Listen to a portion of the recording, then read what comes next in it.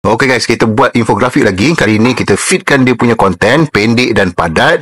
Lagi plus kalau kita dah ada konten dan kita minta ChatGPT pendek dan padatkan poin-poin dia, so that kita boleh minta dia generate image yang menarik. So kita test satu gambar ni. Ini saya ambil contoh daripada internet, daripada Bernama.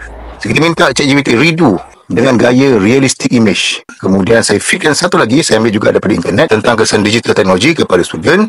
So first try, alamat kantoi pula. Dia kata tak dapat hasilkan sebab melanggar dasar kandungan, konten, whatever. So kita minta dia cuba lagi, sesuaikan supaya tak melanggar. Ni hasil dia. Kita minta lagi satu. Kali ni kita minta dia guna vector style dengan warna yang harmoni.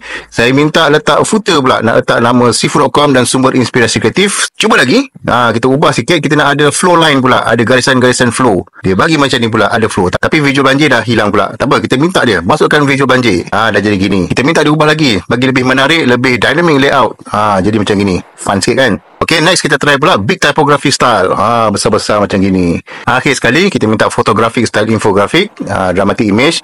So ini pun ada problem sikit, tapi kita minta dia sesuaikan. So ni hasil dia. Belajar satu, cuba dulu.